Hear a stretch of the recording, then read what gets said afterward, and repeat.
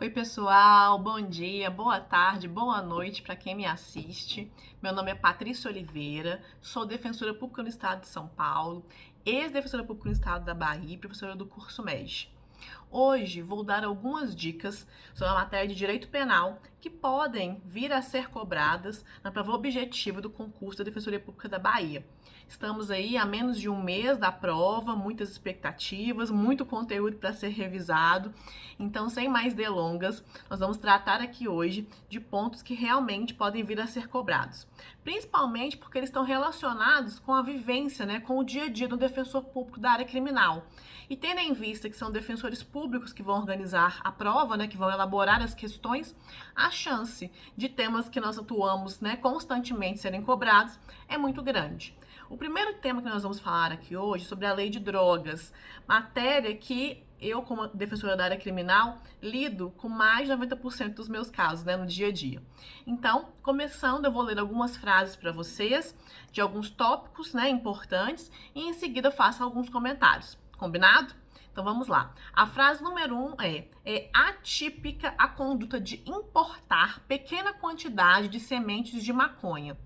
Esse enunciado, ele pode ser cobrado na prova, como eu disse, como essa frase, falando que a conduta é atípica, ou então o examinador pode trocar algumas palavras para confundi-los, seja para falar que é típica a conduta, seja para alterar, a matéria-prima, mudando de sementes para outra substância, ok? É importante observar que o artigo 33 da Lei de Drogas traz sim o verbo nuclear importar.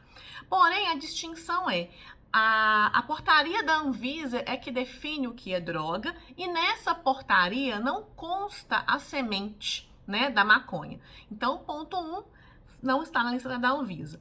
O ponto 2 os parágrafos do artigo 33 fazem sim menção à ideia de insumos e matérias-primas para a produção de drogas.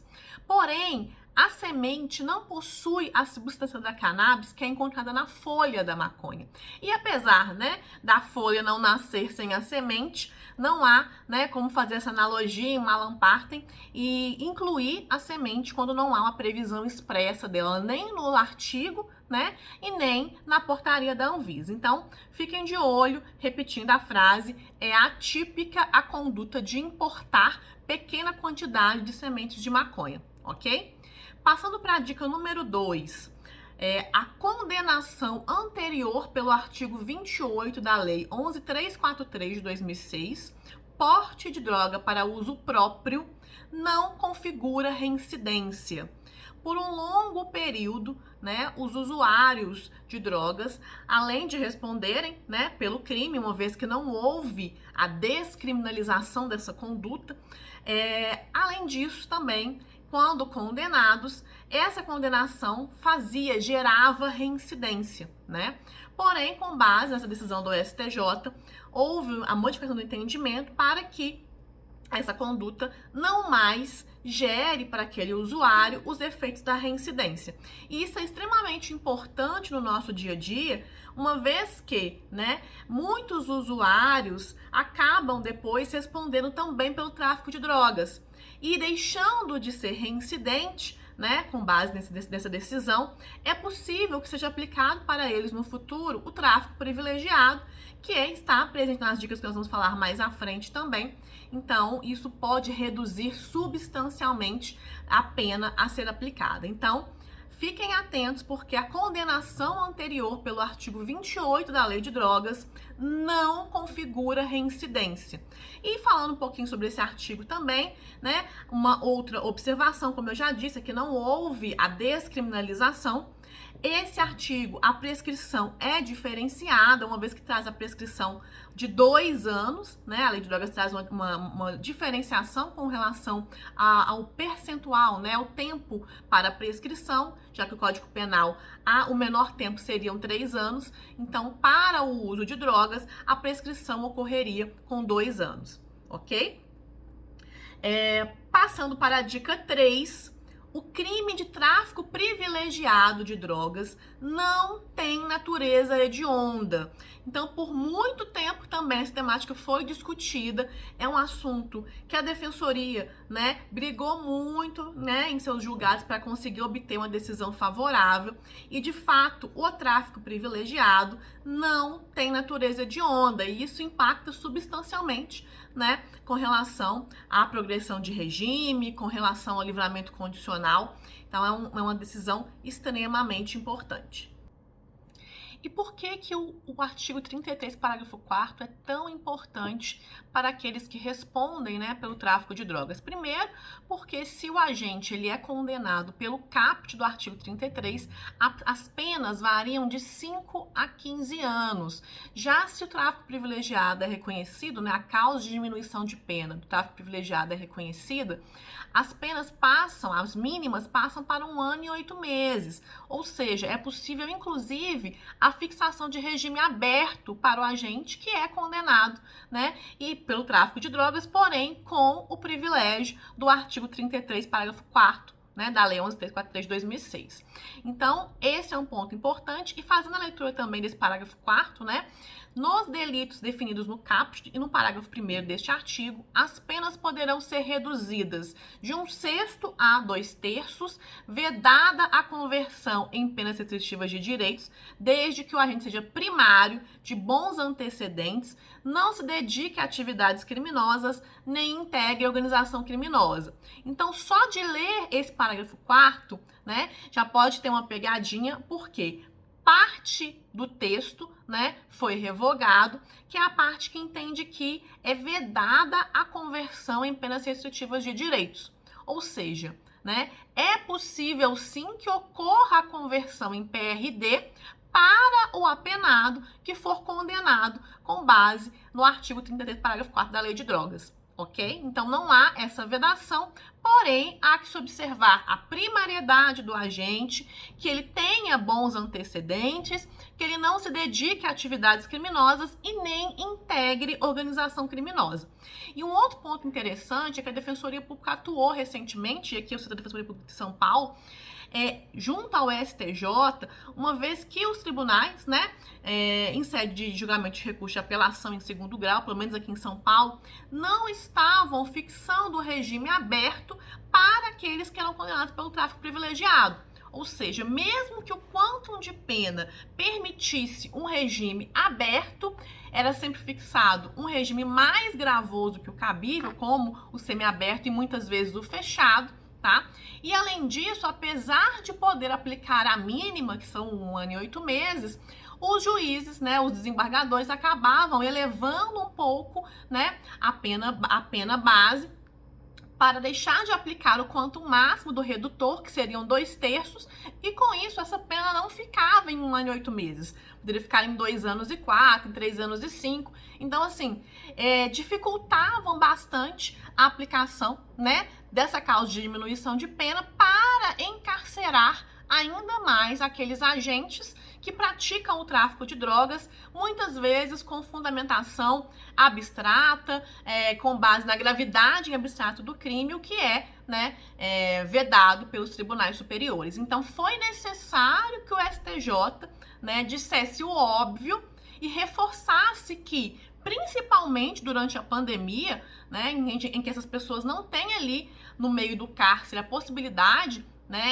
de manter o isolamento, de muitas unidades sequer contam com o serviço de saúde para garantir essas pessoas que, caso se contaminem com o Covid, que elas tenham um tratamento adequado. A gente sabe a realidade aí do estado de coisas inconstitucional, no sistema penitenciário. Então, utópico, acreditar que essas pessoas teriam condições de manter a sua saúde, sendo que a gente tem inúmeras doenças, para além da Covid, que contaminam os presos no sistema penitenciário. Então, não se justifica manter pessoas encarceradas, muitas vezes em regime fechado, quando se tem a possibilidade, com base nessa causa de diminuição, de aplicar para elas um regime aberto e aí, aplicando o regime aberto, até mesmo converter essa pena em essa pena privativa de liberdade em PRD. Então, foi necessário que o STJ dissesse isso e reforçasse mais uma vez, inclusive direcionando a sua decisão aos juízes da execução penal, para que, em casos em que esses se deparassem com pessoas condenadas, né, a penas de 1 ano e 8 meses, ou mesmo condenadas com base nesse artigo, no parágrafo 4 do artigo 33, que fosse, né, colocadas em regime aberto e, portanto, desencarceradas, ok? Então, é extremamente importante essa decisão, bem como, né, saber quais são os requisitos necessários para a aplicação da causa de diminuição de pena do tráfico privilegiado, ok? Bom, pessoal, passando para a dica 4, e antes de citar, né, a frase que nós vamos trabalhar aqui, sempre me perguntam se é possível que a prova objetiva cobre, né, questões que envolvem divergência jurisprudencial, tá? Em regra, né, os examinadores tendem a aplicar e cobrar temas pacíficos para evitar, inclusive, anulações de questões da prova objetiva. Porém, vocês têm que ficar atentos aos enunciados das questões, porque muitas vezes eles direcionam a pergunta para um posicionamento X ou Y. Por exemplo, o enunciado pode cobrar do candidato a posição do Superior Tribunal de Justiça sobre algum tema, ou a posição do Supremo Tribunal Federal. Então, ainda que haja divergência em determinado ponto, principalmente quando esse ponto tiver total relação com a função institucional, com a atuação diária do defensor público, esse tema pode sim, né, vir a ser cobrado na sua prova. Então, fique atento ao enunciado, se ele vai pedir de você um posicionamento de forma mais genérica, né, com base nas decisões dos tribunais superiores, e nesse caso, a questão vai buscar de você um entendimento mais consolidado, ou se a questão vai direcionar o candidato à posição do tribunal X ou Y, ok? E pensando nisso, já fazendo o link com o tema anterior que nós tratamos, né? Eu trago aqui um julgado, né? Uma decisão que envolve uma divergência entre o STJ e entre o STF, tá? Então, eu vou ler para vocês a posição do STJ e logo em seguida eu faço esse comparativo com o STF, ok? Então, dica 4, STJ. É possível a utilização de inquéritos policiais e ou ações penais em curso para formação da convicção de que o réu se dedica a atividades criminosas de modo a afastar o benefício legal previsto no artigo 33, parágrafo 4º da Lei 11.343 de 2006. Agora, STF, não se pode negar a aplicação da causa de diminuição de pena pelo tráfico privilegiado, prevista no artigo 33, parágrafo 4º da Lei de Drogas, com fundamento no fato de o réu responder a inquéritos policiais e processos criminais em andamento, mesmo que estejam em fase recursal, sob pena de violação ao artigo 5º, inciso 54, com base no princípio da presunção de não culpabilidade. Ou seja, para o STJ, ações penais em curso, inquéritos policiais em curso, podem fundamentar a decisão do juiz para afastar a causa de diminuição de pena do tráfico privilegiado ao agente que seja primário, de fato. Porque se a ação penal ainda está em curso, não é possível falar que existe, né, uma decisão condenatória com trânsito em julgado. E o STJ, nesse caso, não levou em consideração o princípio da não culpabilidade, muito menos da presunção de inocência, tá? Então, diferentemente desse posicionamento do STJ, o STF já entende que não seria possível utilizar ações penais em curso para afastar a aplicação da causa de diminuição de pena do tráfico privilegiado. Por quê? Para o STJ, eles levam em consideração que essas ações penais em curso indicam que aquele agente está, sim, envolvido com a criminalidade de forma que ele não é, né, um criminoso iniciante na prática do tráfico de drogas. Então, mesmo sem o trânsito em julgado da decisão condenatória, para o STJ é possível sim afastar a causa de diminuição de pena. Já o STF entende que não é possível, né? Se não há o trânsito em julgado da decisão condenatória, não é possível afastar o privilégio, ok? Então, gente, esse é um tema extremamente relevante que, se a questão perguntar conforme o STF, que é um posicionamento mais favorável a teses defensivas, vocês entendem e marquem a opção que entende que para o STF não é possível deixar de aplicar a causa de diminuição de pena do tráfico privilegiado, ok? E nesse aspecto, tome muito cuidado com a súmula 444 do STJ. Por quê? A súmula diz que é vedada a utilização de inquéritos policiais e ações penais em curso para agravar a pena base. Então, numa primeira análise, o examinador poderia tentar confundir o candidato com base nessa súmula que é do STJ, com essa decisão também do STJ, no sentido de que, né, ações penais em curso poderia afastar a causa de diminuição do tráfico privilegiado. Então, saibam analisar a questão e fazer essa diferenciação. Se a questão trouxer o enunciado da súmula 444 do STJ, ela está fazendo referência à impossibilidade de utilizar ações penais em curso para elevar a pena base, ok? Agora, se o enunciado trouxer o STJ e mencionar a possibilidade do juiz afastar a causa de diminuição de pena do tráfico privilegiado, levando em consideração que ações penais em curso podem indicar que o agente se dedique a atividades criminosas e, portanto, né, ausente um dos requisitos para aplicação da causa de diminuição, nessa hipótese, a questão poderá estar correta, ok? Dica 5 agora, pessoal. Os atos infracionais podem ser considerados como elementos de convicção de que o agente se dedica à prática delituosa e, portanto, podem ser utilizados para justificar o afastamento do redutor previsto no artigo 33, parágrafo 4º da Lei 11.343 de 2006. Bom, já ficou claro que a tentativa de não aplicar a diminuição de pena do tráfico privilegiado ela é nítida, né? Então, sempre que possível, né, a acusação tenta levar essa temática aos tribunais superiores para garantir que a pessoa que responde pelo tráfico de drogas não tenha, né, a pena reduzida. E isso muito com base, né, nessa onda de punitivismo que nós estamos vivendo, né, no Brasil. Mas, né, há que se observar que os atos infracionais, eles não servem para configurar antecedentes nem reincidência, né, para aquele agente que atinge a maioridade. Então, se a questão trouxer essa menção, essa informação, ela estará incorreta.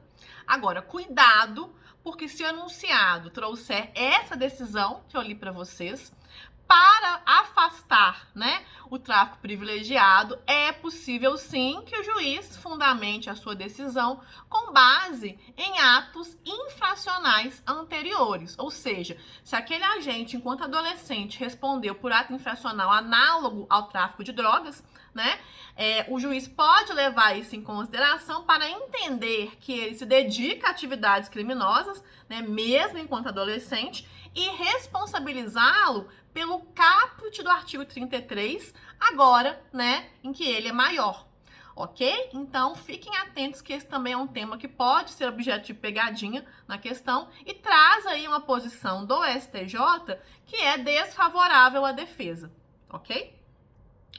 Dica 6. É constitucional o preceito secundário do crime de tráfico de drogas, artigo 33 caput da Lei 11.343 de 2006, que fixa o pagamento de 500 a 1.500 dias multa, não cabendo ao julgador qualquer discricionariedade para analisar a condição econômica do acusado. Por que esse tema é relevante? Porque constantemente, né, a Defensoria tem atuado, inclusive pugnando pela inconstitucionalidade desse preceito secundário, quando se aplicam, né, uma quantidade elevada de dias multa e também em decorrência do valor que esses dias multa representam para os apenados pelo tráfico de drogas, em sua maioria assistidos pela Defensoria Pública. Então, quando se chega ao cálculo final desse valor do dia multa, enfrentamos diariamente valores muito elevados, valores acima de 20 mil reais. E aí, levando em consideração, né, a questão da hipossuficiência econômica desses assistidos da Defensoria Pública, que muitas vezes ingressam na criminalidade por meio do tráfico de drogas por, né, não ter outras opções, não ter condições financeiras de se manter e manter a sua família, é inviável se pensar que essas pessoas, ainda encarceradas, ou logo quando, por exemplo, adquirem a possibilidade de, né, estar em regime aberto, tenham, né, que arcar com valores de multa nesses patamares, né? Então a Defensoria Pública tentou, né, aqui se cita a Defensoria Pública de São Paulo, né, a busca pela inconstitucionalidade desses valores com base na condição econômica dos assistidos. Todavia, né, a decisão do STJ está no sentido de que o legislador resolveu apenar mais severamente aqueles que praticam a traficância e que não caberia ao julgador, ao Poder Judiciário, se imiscuir no valor dessa multa e deixar de aplicá-la por considerá-la, né, excessiva ou por considerar que a pessoa não tem condições econômicas de arcar com esses valores. Então, para a primeira fase, observem o disposto na decisão do STJ. Já numa segunda fase, né, nós teremos outras aulas aqui específicas, em uma questão ou mesmo numa peça prática, eu sugeriria a vocês sim que incluíssem o pedido de isenção da pena de multa em caso de um crime de tráfico de drogas. Então, para a primeira fase, observem a posição do STJ. Dica 7. A prática do tráfico de drogas em local próximo a igrejas não configura a majorante prevista no inciso 3 do artigo 40 da Lei 11.343 de 2006. Bom, essa majorante, gente, eu vou trazer aqui uma segunda dica sobre ela também, é muito importante, tá? Porque ela aumenta consideravelmente a pena dos nossos assistidos. Então, eu vou ler para vocês o artigo 40, inciso 3, para ficar claro o motivo pelo qual, né, ela não se aplica quando o tráfico é praticado próximo a igrejas. Então, vamos lá. Artigo 40. As penas previstas nos artigos 33 a 37 desta lei são aumentadas de 1/6 a 2/3 se, inciso 3, a infração tiver sido cometida nas dependências ou imediações de estabelecimentos prisionais, de ensino ou hospitalares, de sedes de entidades estudantis, sociais, culturais, recreativas, esportivas ou beneficentes, de locais de trabalho coletivo, de recintos onde se realizem espetáculos ou diversões de qualquer natureza, de serviços de tratamento de dependentes de drogas ou de reinserção social, de unidades militares ou policiais ou em transportes públicos. Então, este é o texto da lei, né, do artigo 40, inciso 3 da Lei de Drogas.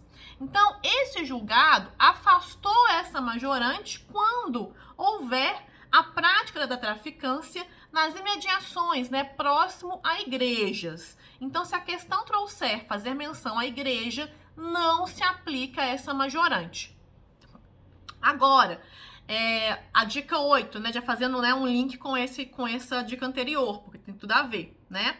Se o agente leva a droga em transporte público, mas não a comercializa dentro do meio de transporte, não incidirá essa majorante do artigo, inciso 3 do artigo 40 da Lei de Drogas.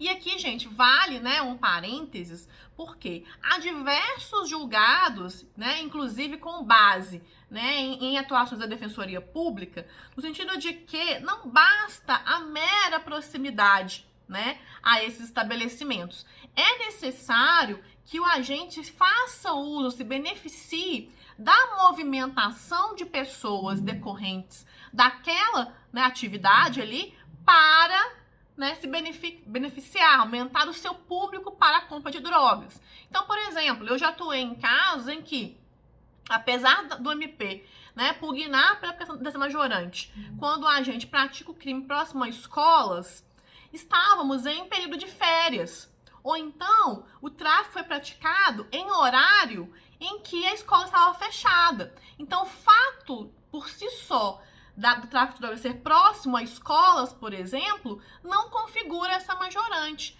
Há que ser demonstrado pela acusação que o agente se beneficiou na movimentação, por exemplo, de estudantes, né, para aumentar as suas vendas com o tráfico de drogas. Então, aqui, a dica 7 e a dica 8 estão relacionadas também ao afastamento dessa majorante, seja porque esse tráfico foi praticado em mediações de igrejas e aí, portanto, não está previsto, né, a igreja no inciso 3, seja porque, mesmo no transporte público, que está sim previsto no inciso, que o agente não tenha se valido daquele transporte para venda de drogas. Ele não vendeu drogas dentro do ônibus. Ele estava simplesmente, né, se locomovendo, estava ali com a droga e venderia essa droga no ponto de chegada dele, daquele ônibus, né? Então, fiquem atentos se a questão vai trazer para vocês elementos para indicar que não há a necessidade de aplicação dessa majorante.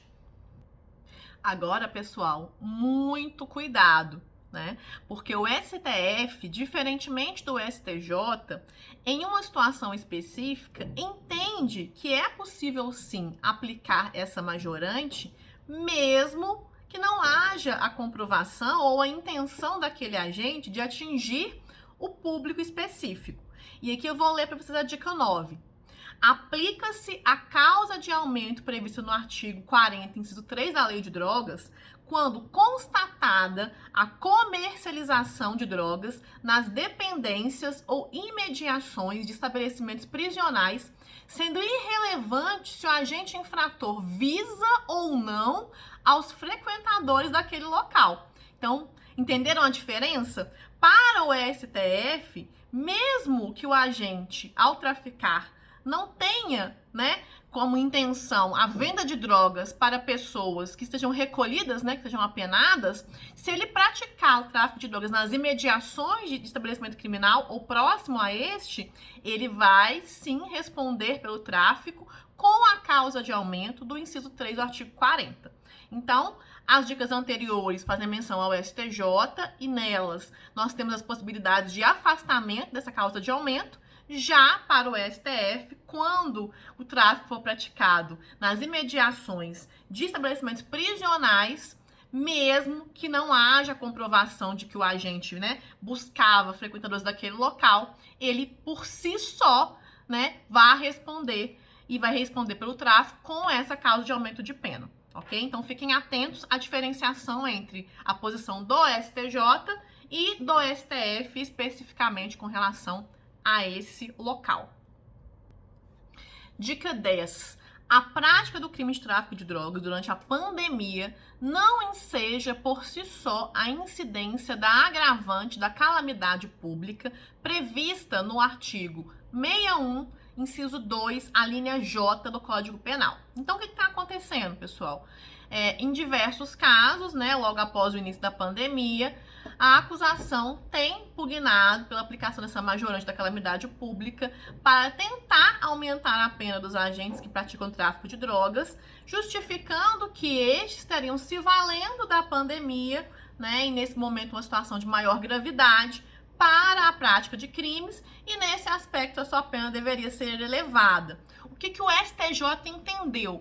Que mesmo estando em um momento de calamidade, né, causado pela pandemia, mesmo nessa situação, se não ficar demonstrado que o agente se valeu, né, dessa circunstância para potencializar ali as suas vendas, para praticar o tráfico de drogas, não é possível, né, por si só, considerar que isso seria suficiente para elevar a sua pena. Então, o STJ mantém uma posição que é da defesa, no sentido de que, por si só, não se aumenta a pena pela calamidade, pela prática do tráfico de drogas durante a pandemia. E isso não só esse julgado em si, que eu coloquei no material de vocês, ele faz a menção a essa ausência de provas, né, de que ele se valeu, mas há inúmeros julgados também que, independentemente, né, de provas ou não, que não poderia, né, incidir esse aumento simplesmente pela traficância em um período de pandemia, ok?